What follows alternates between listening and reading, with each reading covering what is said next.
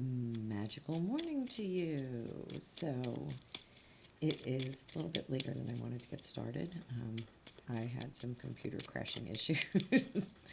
I'm trying to get a new camera app on my computer, and it's so that I can do picture-in-picture, and it's not quite working out. I'm not super technical, so I'm a little technical, but not super technical. So something very interesting happened the other day. Did a reading for a very good friend of mine, and we both were very, very affected by it, and it was well into the evening that, we were not feeling right, and we didn't know. I texted her, and she was like, yeah, I feel weird too. So had to go outside and ground myself. I literally went outside. My husband saw me on the ring, bare feet, stood on the front lawn, just kind of breathed for a little while. It was a pretty intense experience. So just some really super intense stuff came up. But the following day, she had another very, very strange incident where someone came up to her, complete stranger, and called her by the name that her grandmother called her. So it was very, very powerful, very unusual experience. So essentially what we're going to do a reading on today is this Great Awakening. I know people use the word awakening all the time, but there is certainly something up, and I did some research on it. And what happened after the Spanish flu?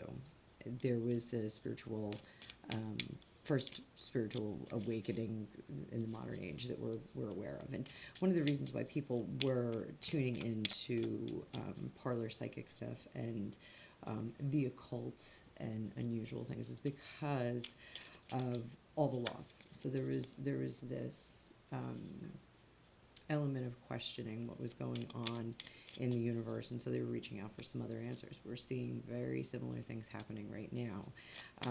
Not only do we have here in the United States, we have political craziness, we have social craziness, we have medical craziness, we have all this stuff going on. So what I wanted to do is just kind of get a baseline reading for all of you that are watching on the Great Awakening, so and what we can expect moving forward.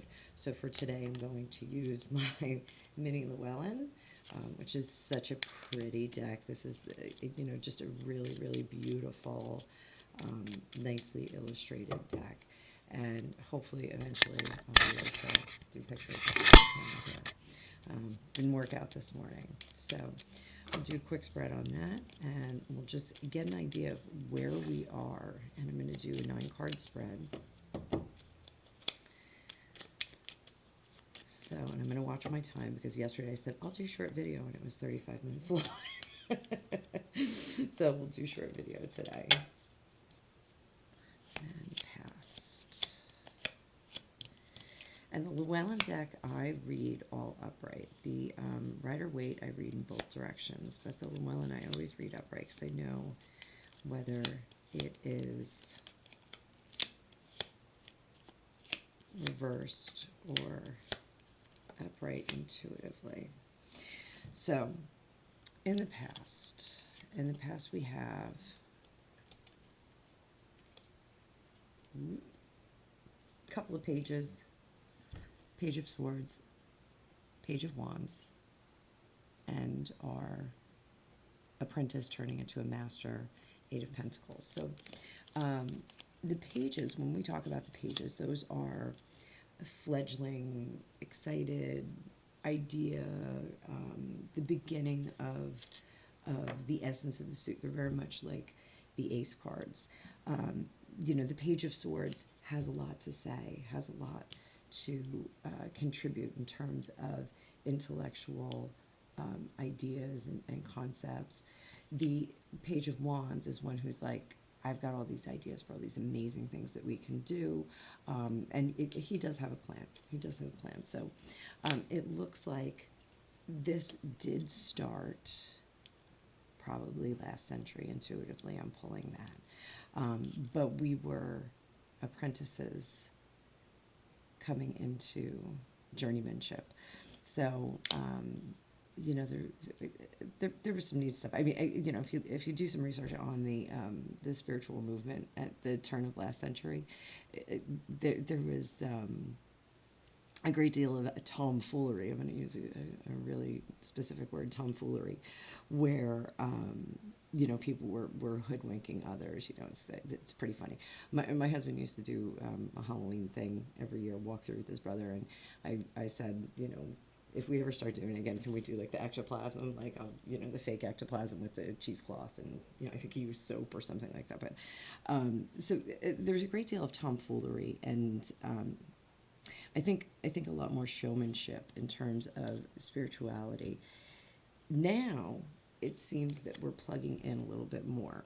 So this is the Seven of Pentacles, and this is where we look at where we've been, we look at where we're going, and we, oh my god, this camera out of the way because it's kind of annoying. And we figure out what worked and what didn't work. We figure out what plug in worked and what was real and what wasn't real. So that's kind of neat. Opening, we have Ace of Cups. So this is an opening, and people are becoming more emotionally aware and emotionally open to the changes that are happening. So I could go on and on. I have so many friends that have had unusual experiences in the last few years. You know, just a little bit about myself. You know, I've been reading cards since I was 17. I had an unusual experience after my grandfather passed away when I was about 10 years old. And, you know, that's anybody can be psychic. Anybody can be sensitive. It really depends on how much you want to work on it. You can plug in. There's certain things that you can do. There's certain practices that you can get involved in. You know, I have psychic impressions, not just with the cards. Like, you know, the cards are just a way for me to communicate it to other people. But we have, you know, all sorts of messages that come in at all times. So it's something to be aware of, you know. And that's why I do classes, because we need more light bringers. We need more people that can do this, that can be sensitive to it, that can use that seventh sense in combination with the other senses that we have. So in the present now, we also have the Eight of Wands. And when I teach this is the hardest card for my students to pick up on, because, you know, whereas this is a very descriptive card, you know, it's a guy, he's taking inventory, he's looking at his crops, and he's looking at, you know, what he's done and what he needs to do moving forward and what he can do better. This is like, it's just a bunch of sticks. One of my students had said, I just have a bunch of sticks. So this is actually speed and things happening, motion. So something is happening. People are becoming more aware, and I always feel like there's this great opening at, you know, the crown chakra, and like there's just more information coming in. You know, again, with my students and with anyone, any of you that are sensitive, it's really, really important to ground yourself, figure out what works for you. For me, I burn a lot of incense. I'm a water sign, so I drink a lot of water when I do readings. You know, it's really, really important to care for yourself, because when you start to open, you start to get a lot of stuff happening. I have some mediums that I know that, you know, before they really learned how to protect themselves and how to guard themselves, they would have visitors at all hours. So one of the things that I told one of the gals that I work with, I said, you know, you can set hours for when you're psychic. You don't have to be psychic 24 hours a day, 7 days a week, because you'll be exhausted. So what you can do is set hours. You can say, hey, I'm going to be psychic from here to here, you know, from 9 to 5, from 6 to 10, and in the evening after the kids, you know, are doing their own thing. You know, it's a little bit easier on you. I mean, you know, you can have like a low level, you know, openness at all times, but you know, you do want to make sure that you do your grounding. So like I said, after that reading that I did, I went outside, stood on the ground barefoot. It was cold, it was wet, it was gross. I had to wash my feet when I came in.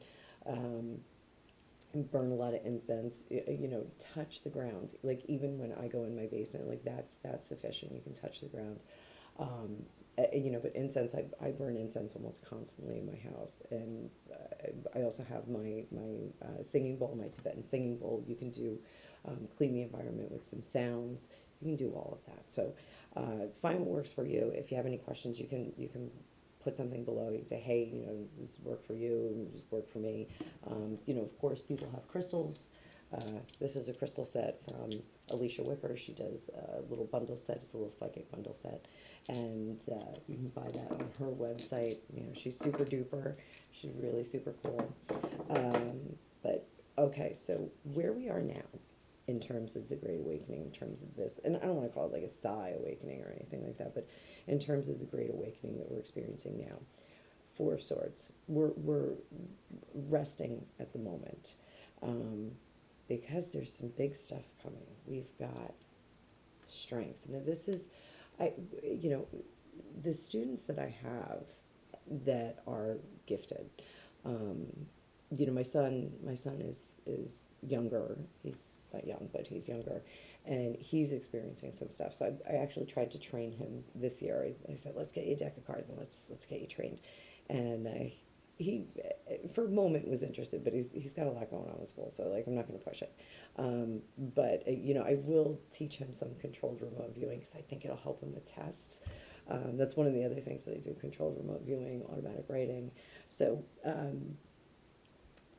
we're resting at the moment as a group because we need to learn how to harness this. We need to learn how to handle it. And that's another thing. Like my husband, is very scientific, and we have very square jobs during the day, and he's very scientific. And he, when we first moved into this house, I was like, oh, I'm gonna have a psychic party. I'm gonna have my girlfriends over. We'll have a psychic party. And he was like, not in this house of science, So, but now he has become much more open to what I do and the results of it. He's watched me do some readings for friends of mine in person, and he's kind of surprised at what I can pull out and what they confirm that I didn't know. And I just came out on the cards. So he's a little bit more in tune with it. So and especially the controlled remote viewing, because that's more of a scientific perspective of when you're doing remote viewing, some kind of psychic work. There's a report structure, and he likes a report structure. So, but there is drawing involved, and I'm really bad at drawing. I said that in my last video. So ultimately, we have our guy, the Hierophant. So we're really set up for some interesting stuff to be coming out. I think people are going to, it's very strange because there seems to be a push away from traditional religious organizations. It's I believe the Catholic Church. We all know they had some bad press. I'm not trying to underemphasize that, but I have to be careful what I say, so my videos will get flagged. But they're seeing membership down. We're seeing people reach out to more unusual things. We're seeing platforms of more unusual organizations.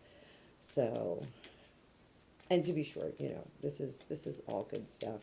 It's when I step to the table with my readings, I come with God, or the universe, or whatever you believe in.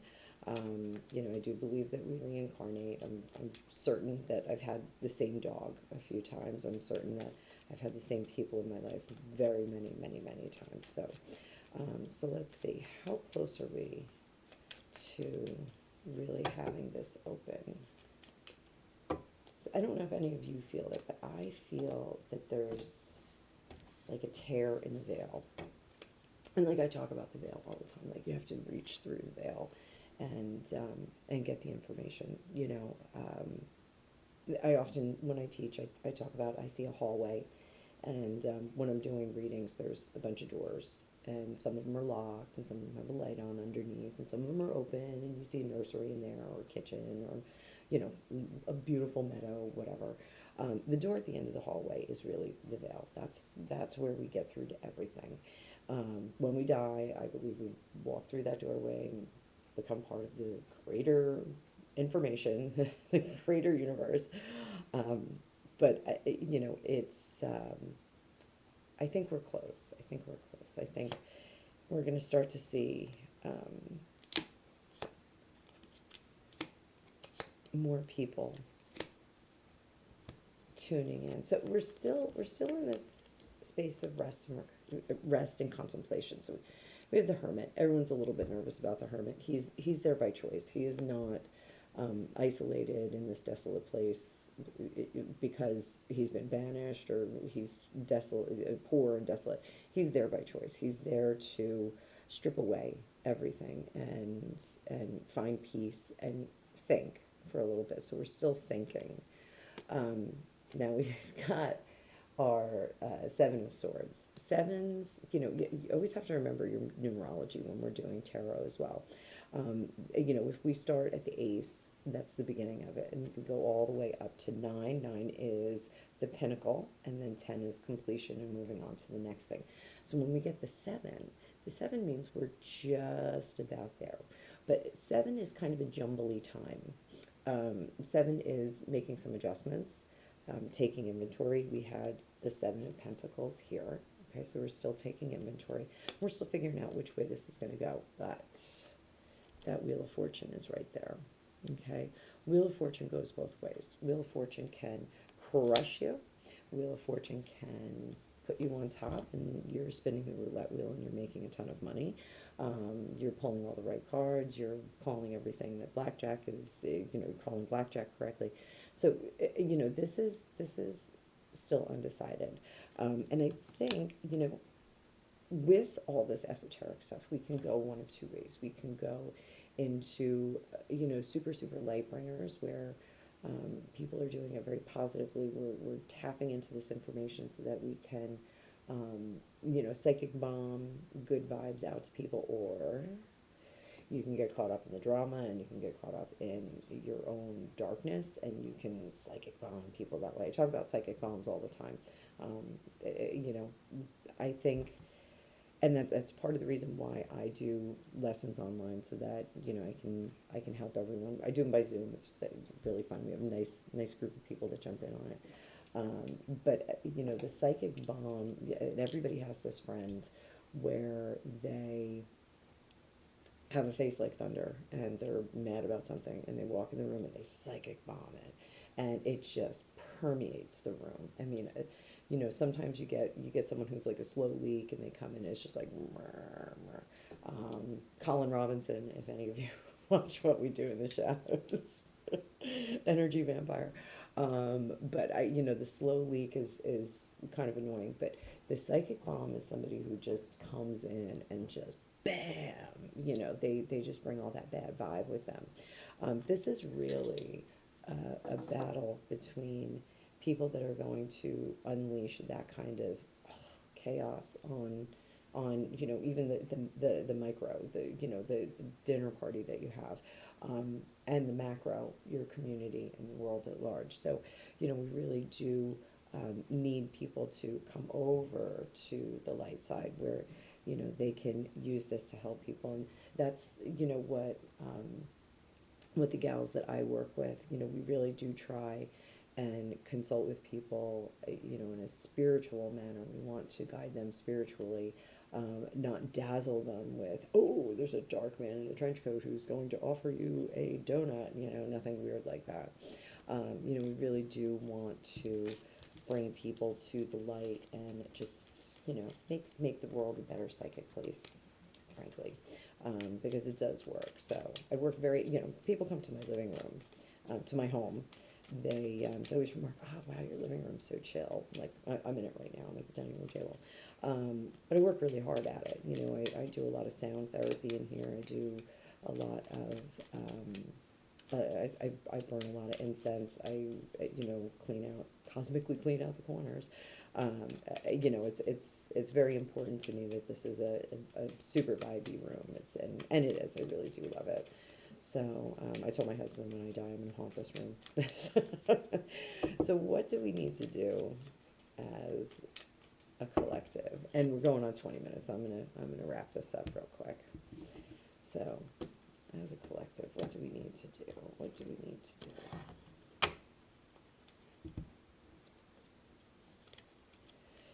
So we need to get moving on our spirituality. So that's one.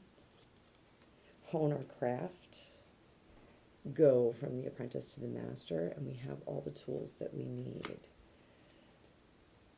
It is a new beginning, and one of the things we have to do, I love this card. This is, in the original Rider-Waite deck, these characters that are in here are called mendicants. It's a religious sect, and what they have done is they eschew all material goods so that they can become closer to God. So we need to strip down to become closer to God. You know, not to blast the Kardashians, but we need less Kardashian stuff. We need less flash and less people that are trying to be super fancy and, you know, promote this like super wealthy thing. You can live nice. Like, don't get me wrong. Like, you know, I do things fancy, but you know, what you want to do is live right, and not, you know, live beyond your means and not be super, super flashy. So that's where our new beginning is. We have to kind of strip everybody down. I hope that is not a bad thing, because now we get the Nine of Swords and the nostalgia. So, you know, there could be a bit of, you know, changeover. You know, we could be in for a bit of a rocky ride. Hopefully we're not, because this will be like one of my last videos then. You know, we could see some things get kind of crazy. And then we get some balance. We start to get balance from group effort, from people coming together. So, you know, I think the little communities that we have online are really, really terrific. And seeking other means, finding other ways, changing our ways. This is changing our ways. And using our voice. I hate that phrase now because of one particular celebrity, but being able to express that and having people that can communicate online, you know, through other means, you know, the joy of being a light bringer. So with that, we're going to take two more, and I think that was the end of the storytelling. So listen, I hope all of you have a great day. I hope you enjoy Magical Mornings, and I hopefully will be back tomorrow if nobody's late for school. So have a great day.